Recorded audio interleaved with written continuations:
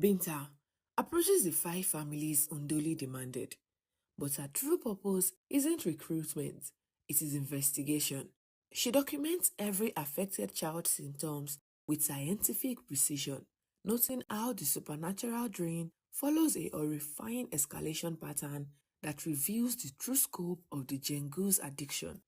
Each international intervention requires more life force than the previous one because Ndeli's experiential hunger demands constantly increasing dramatic intensity. Saving hundreds no longer satisfies her. She needs thousands, then tens of thousands.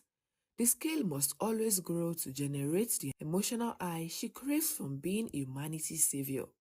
Binta realizes they are trapped in a supernatural feedback loop designed by Indoli's vice.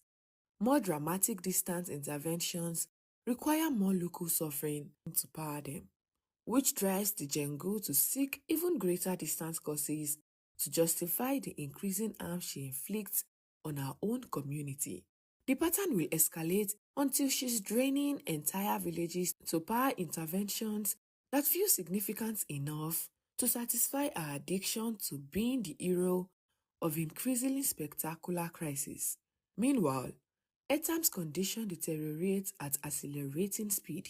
His seizures become so frequent that Keso can barely leave his bedside. The boy speaks in multiple voices during episodes, sometimes Ndoli's captured pronunciation, sometimes languages that don't exist. His body burns with supernatural fever, while his spirit seems to flicker between worlds. Watching her son fade before her eyes, Keso makes a decision that requires no consultation. She approaches Ndoli privately that evening at the forest shrine, offering herself as substitute sacrifice. An adult's willing life force should provide more power than several children, plus the narrative appeals perfectly to Jengu's heroic self-image, maternal sacrifice for international humanitarian work. Ndoli's eyes light up with genuine excitement at the proposal. This represents massive energy potential wrapped in exactly the kind of dramatic story that fits our addiction to meaningful experiences. She eagerly accepts, scheduling the ritual for dawn at the sacred clearing. Binta discovers her sister's plans when she finds Keso preparing traditional burial clothes. Keso explains her logic with devastating clarity. Etam is dying anyway.